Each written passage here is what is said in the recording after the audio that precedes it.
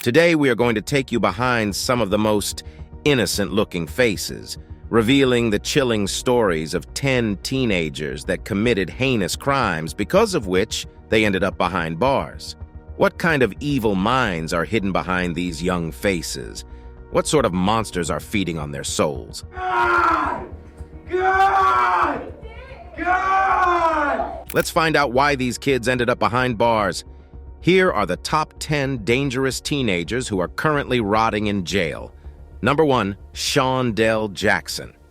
This is a scene from the gripping courtroom of 2010, where the stakes were sky high and justice hung in the balance. The spotlight fell on Shondell Jackson, a 19-year-old whose heinous crimes had shaken the nation. In a chilling tale of first-degree intentional homicide and robbery, Jackson and his accomplice sought to steal from an innocent University of Wisconsin student, Nathan Potter. The unthinkable transpired when Potter, with dreams and aspirations, fell victim to cold-hearted violence. As the trial unfolded, the tension in the room was palpable. Shondell Jackson's lack of remorse sent shivers down the spines of all who witnessed it. Even in the face of grief-stricken family members, his callous smile remained intact, provoking outrage and disbelief. Amidst the sorrow, John Potter, the grieving father, mustered the strength to address the court. His words echoed with profound sadness, seeking a punishment befitting the heinous crime. "Is there such a thing as pure evil? We think so," he questioned, his heart-wrenching plea echoing through the hallowed halls of justice. When the moment of judgment arrived, emotions reached a crescendo. Oh my God, I can't imagine what that mother is going through. As the sentence of life imprisonment with no parole was pronounced, Shondell Jackson's rage erupted like a volcano. The courtroom braced for a storm, and the swift actions of alert police officers prevented further chaos, as they quickly subdued him with precision and tact. But the drama did not end there. Shockingly, Jackson's family, instead of acknowledging their son's dark deeds, chose to spew hateful insults toward the grieving mother of Nathan Potter. The juxtaposition of heartbreak and hostility was simply incomprehensible. Witnesses captured this heart-wrenching spectacle on video, and the public responded with a mix of anger and empathy. Online discussions erupted, with many condemning the actions of Jackson's family and expressing solidarity with the Potter family, whose pain had only been compounded by this shocking display. The aftermath of this gripping trial left an indelible mark on the hearts and minds of the nation. Nathan Potter's memory lives on, forever etched in the annals of justice, a symbol of the innocent lives tragically lost to senseless violence. Number 2, Nicholas Lindsay, a Florida teenager whose life took a tumultuous turn as he found himself entangled in a web of trouble with the law. While striving for attention and doing his best in school, Lindsay had a darker side that emerged outside the classroom. One fateful night, Officer David Crawford responded to a call about a suspicious person, and little did he know, tragedy awaited him. Gunfire erupted, sending shockwaves through the city as the hunt for the shooter began. Over 200 officers joined forces in pursuit of justice for their fallen comrade. A crucial tip from the community led them to an astonishing revelation. 16-year-old Nicholas Lindsay was the prime suspect. At first, Lindsay attempted to cover his tracks, but the weight of guilt became too much to bear, and he eventually confessed.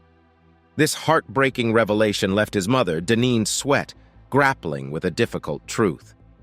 As she heard the description of the suspect, she realized it might be her own son.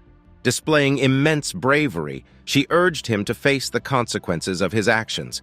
I told my son, man up and tell what happened, and he did that. The trial was an emotional roller coaster, marked by a fierce legal battle. Due to his age, Lindsay was spared the death penalty, but he was sentenced to life behind bars, forever altering the trajectory of his young life. This gripping tale delves into the complexities of the human experience, exploring the thin line between adolescence and adulthood. It serves as a poignant reminder of the choices we make and the unforeseen consequences that may follow. Nicholas Lindsay's story stands as a cautionary tale, illustrating the far-reaching ripple effects of a single moment's choice on an individual, a family, and a community. In the aftermath of this tragic incident, questions linger about what could have been had the path taken been different. Yet, amidst the heartache and pain, society is left to reflect on the importance of understanding troubled youth, providing support and guidance, and seeking ways to prevent such devastating outcomes in the future. Number 3. Dylan Shoemaker. On the devastating night of March 19, 2013, an awful accident took place in the little village of Springville, New York. A typical 16-year-old named Dylan Shoemaker found himself at the center of a terrible crime that shocked the entire country. What was supposed to be a typical babysitting assignment turned into a nightmare that would alter lives forever. Like previously, Dylan was keeping an eye on his girlfriend's 2 small youngsters. But something dreadful happened that evening. Ashley Smith learned the heartbreaking reality upon her return from work. Her beloved son Austin had perished as a result of horrible brutality. Dylan's life went from that of an ordinary teenager to one of a suspected killer in the blink of an eye. The little town of Springville was in shock amid the unimaginable tragedy as the media descended upon it. The public trial was keenly followed by the whole country. Dylan's heartfelt appeals, in contrast to the prosecution's image of him as a cold and manipulative person, made the courtroom a battlefield of emotions. I loved Austin. Everyone was left in quest of explanations as a result of the overwhelming evidence demonstrating how brutally Austin was injured. When the decision was eventually made, Dylan's emotional collapse caused even more disagreement. While some felt that justice had been done, others questioned whether the punishment should have given more weight to the defendant's age. Springville struggled with the stark realities of the situation in the aftermath. The incident sparked intense debates about youth crime, punishment, and the delicate balance between rehabilitation and retribution. As the community mourned and reflected, one thing became clear. The case of Dylan Shoemaker serves as a haunting reminder of the darkness that can lurk even in the most seemingly normal places. It prompts us all to confront the difficult questions about human nature and our responsibilities to protect the innocent among us. Number 4. Nicholas Cruz. On February 14, 2018, a stunning Florida community was torn apart by a terrorist attack at Marjorie Stoneman Douglas High School. Unstable 19-year-old Nicholas Cruz shot innocent schoolchildren and staff members, creating a trail of devastation that would permanently change the neighborhood. Nicholas was born into what appeared to be a typical family, but tragedy intervened when both of his adoptive parents died, leaving him an orphan. Signs of problems started to appear as he struggled with abandonment and loss. Despite showing some potential, Nicholas's inner demons slowly devoured him. Armed with an AR-15-style weapon that fateful day, Nicholas entered Building 12 with the intention of wreaking havoc. Panic spread as gunshot echoes resounded throughout the hallways and panic swept through the school. In a matter of minutes, the lives of 17 innocent souls were cruelly taken, and 17 others were left injured, forever scarred by the harrowing events. The aftermath was both heart-wrenching and infuriating. Questions arose about the handling of the police response, the lack of action despite prior warnings, and the urgent need for gun control measures. The tragedy birthed an advocacy group, Never Again MSD, fiercely lobbying for change and demanding a safer future for all. As the legal battle unfolded, Nicholas faced the prospect of the death penalty, igniting intense debate over the fate of a remorseless criminal. Delays, a pandemic, and a changing legal landscape swirled around the trial, adding to the anguish of the victims' families. In the end, justice was served, but not without a profound sense of loss and the realization that such horrors could strike anywhere, even in the most idyllic of places. The scars left by the Parkland massacre run deep, urging us all to confront the dark aspects of human nature and the urgent need for a safer society. Number 5. Joshua Phillips. A sorrowful chapter was carried out in the sleepy Pennsylvanian town of Allentown, where children were playing and laughing, forever altering lives and destroying young innocence. Meet Joshua Earl Patrick Phillips, a young man whose early years were filled with violence and terrorism. Joshua Phillips was born to Steve and Melissa Phillips, and during his formative years, his aggressive and unpredictable father haunted him. The little child yearned for security and affection because his home was an ongoing battleground. In the middle of the mayhem, Joshua developed an odd connection with Maddie Clifton, his 8-year-old next-door neighbor. Together they played, finding comfort in one another's companionship. But they were in for a terrible twist from fate. Joshua and Maddie were playing baseball on that horrific November day in 1998, enjoying the happy moments among the chaos all around them. But tragedy happened as fate would have it. Joshua was overcome with fear when Maddie was hurt by a single, careless swing of the bat. Joshua made a frightening choice that would plague him for the rest of his days out of fear of his father's fury. He dragged Maddie's lifeless corpse into his house, where they were both meant to be secure. He did it in order to hide the accident. The days that followed were shrouded in secrecy and denial as Joshua attempted to flee the impending consequences of his deeds. But truth has a way of revealing itself, and it did so in the most heart-wrenching manner. Maddie's disappearance set off a desperate search, with the community coming together to find the young girl. Little did they know that the truth was hidden within the walls of Joshua's home. The discovery of Maddie's lifeless body shattered the town's peace, leaving everyone in shock and disbelief. As the truth unfolded, the world learned of a tragedy that defied understanding. Joshua faced justice and was tried as an adult, with the weight of the world on his young shoulders. His trial captivated the nation, as the defense's risky strategy clashed with the prosecution's disputed claims. The verdict was delivered, sealing Joshua's fate with a life sentence, leaving a young boy condemned to life without parole. Number 6. Brandon Spencer. A once spirited kid, Brandon Spencer loved ham sandwiches, had a passion for soccer, and dreamt of becoming an actor. Like any proud father, James Spencer beamed with joy while showing off photos of his son. But the story turns dark when Brandon, now 19, finds himself in a blue jumpsuit, facing a 40-year prison sentence for a Halloween party shooting at the University of Southern California. Show me the proof that this kid is a notorious gang member. My son's getting 40 years to life, and they got different descriptions of what took place. How could a young man from a supportive middle-class family end up with such a fate? The answer lies in a tale of 2 shootings that led to a web of gang violence. Brandon's life changed forever when he was shot in the abdomen during a college party and left with a jagged scar near his spine. A year later at the Halloween party, another incident occurred, and Brandon was arrested as the shooter. The trial portrayed him as a gangbanger seeking revenge, but friends and family insisted that he was not that person. The trial divided public opinion. Some called for justice, while others pleaded for mercy, arguing that Brandon deserved a second chance.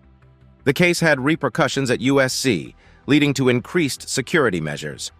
While some praised the new campus security, others criticized USC for pushing out residents in surrounding neighborhoods and failing to support historically low-income minority community members outside its gates. Meanwhile, Brandon's father fought passionately, claiming his son's innocence and citing a flawed system. He refused to trust the police officers, detectives, prosecutors, and judges whom he saw as notorious gang members. According to James Spencer, a racist system gave his son an unfair conviction and sentencing to placate USC. He believed that Brandon was not a notorious gang member and that he had been wrongly sentenced to a lifetime in prison. The sentencing, though deemed harsh by some, was seen as fair by others, leaving Brandon facing 40 years to life in prison.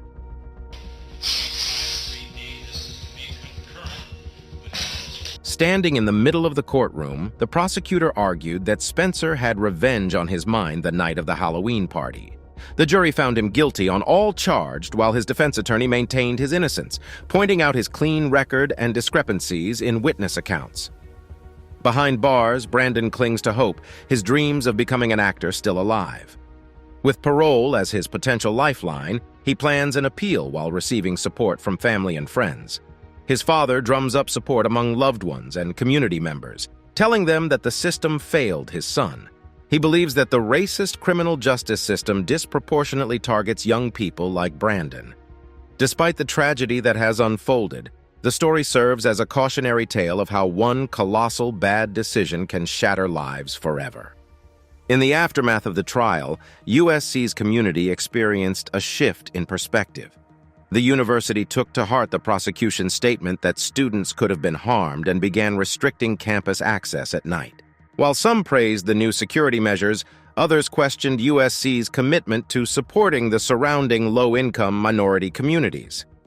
A tragic incident that occurred months after Brandon's sentencing, the assault and death of a Chinese graduate student near USC, further fueled debates on campus security and community relations. Amid the turmoil, Brandon's friends and family remember him as the outspoken kid who loved ham sandwiches. He had a talent and passion for soccer, a goofball personality that endeared him to others, and dreams of becoming an actor.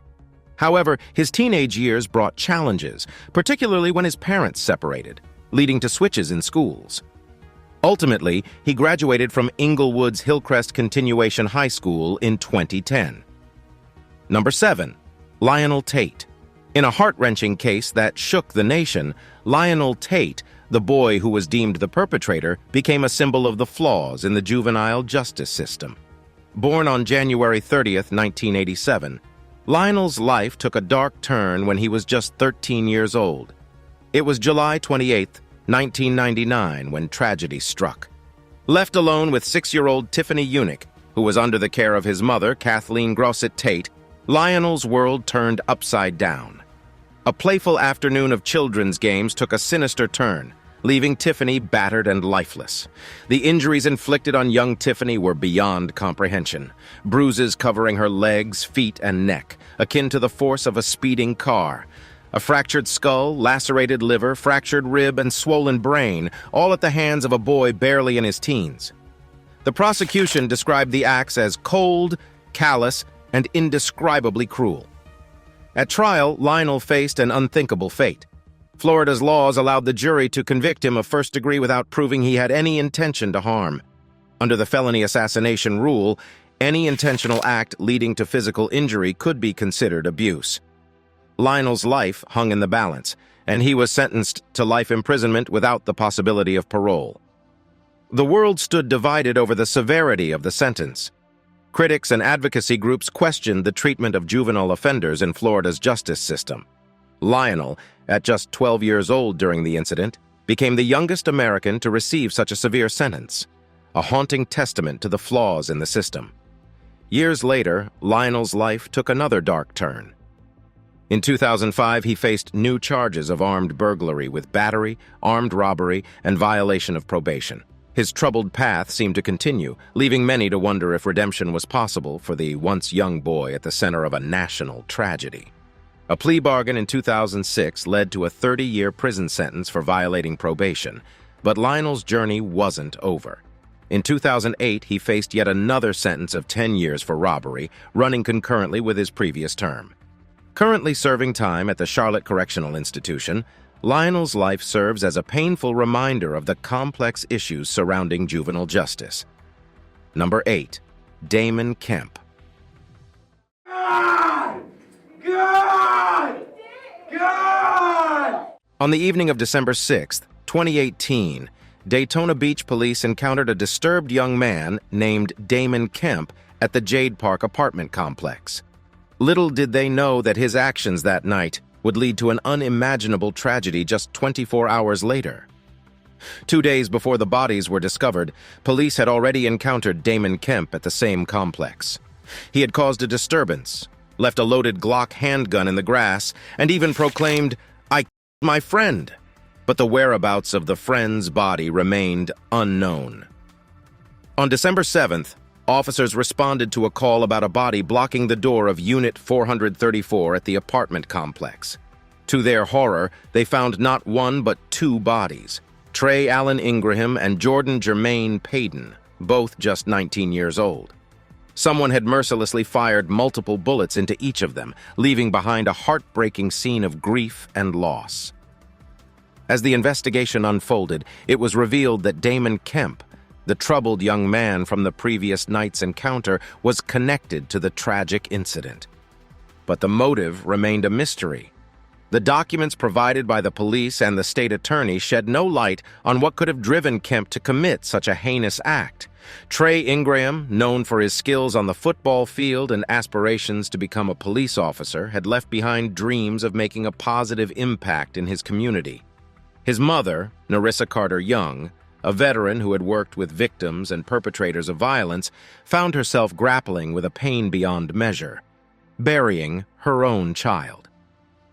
Jordan Payton, a childhood friend of Trey's, had a troubled past, marked by a juvenile arrest, but he was described as someone who always helped others and had ambitions to complete his high school diploma.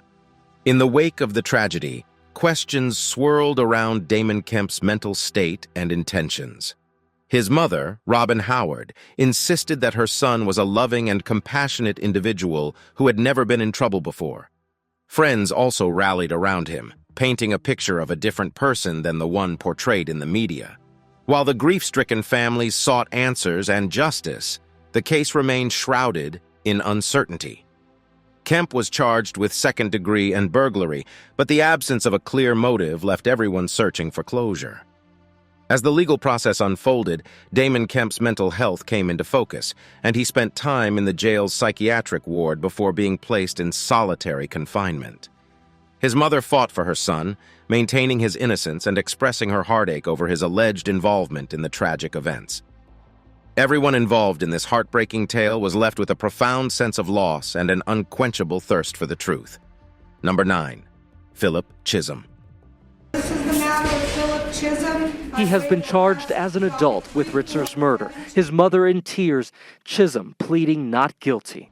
The town was stunned to its core by the cruel and horrific death of Colleen Ritzer, a respected math teacher at Danvers High School. Everyone was shocked and in disbelief when 14-year-old student Philip Chisholm, who had recently come from Tennessee, committed this inconceivable act. Colleen Ritzer was renowned for her commitment to her pupils, consistently going above and beyond to assist them with their academics. She invited Chisholm to remain after school that fateful day because she needed more assistance, not realizing the evil scheme he had in mind. Chisholm pursued Ritzer into a school restroom while carrying a box cutter, where he robbed and violated her and eventually took her life. Then, after burying her body behind the school, he bought a movie ticket with her credit card. Chisholm was still covered in Ritzer's blood when police found him the next day, an awful reminder of the horrible act he had done. Chisholm's meticulous planning for the assassination was frighteningly demonstrated by security camera video from the school. Chisholm changed his clothes many times throughout the act, confirming that he had planned the horrifying crime in advance. All his actions, from the first attack to moving Ritzer's body in the woods, were caught on camera. Both Chisholm and Ritzer were reported missing afterwards, but Chisholm was only brought to light as a suspect after blood and other evidence were found at the school. Eventually, the law enforcement caught up with him and discovered him in possession of Ritzer's credit card, driver's license, and other potentially incriminating products. The horrifying nature of the crime was intensified by the finding of Ritzer's dead body covered in leaves and a disturbing handwritten letter close by.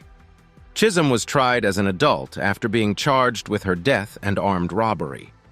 For his horrible deeds, Chisholm was given a minimum 40-year jail term in 2016. The community and the loved ones of Colleen Ritzer were left grappling with the incomprehensible tragedy and the loss of a beloved teacher who had touched the lives of many students. Number 10. Jennifer Mee. I couldn't even tell you, I got cased up with the wrong crowd of people, really.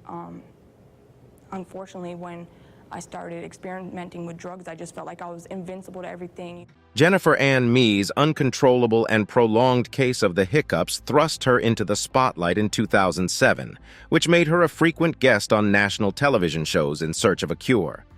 Jennifer Ann Mee's journey from a media curiosity known as the Hiccup Girl to a convicted criminal is a tragic and harrowing tale that captivated the nation.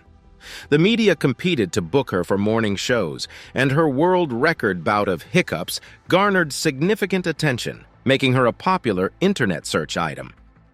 As her fame dwindled after her hiccups were finally cured, Jennifer Ann Mee's life took a dark turn. At just 15 years old, she ran away from home and sought solace in the company of questionable acquaintances. She entered into a relationship with Lamont Newton, and together, they devised a sinister plan to rob victims they met online. Mee's troubling trajectory continued when she recruited Newton and another friend, Lauren Rayford, to assist her in the heinous crime that would change her life forever. In 2010, Mee encountered a 22-year-old man, Shannon Griffin, online and lured him to a vacant home.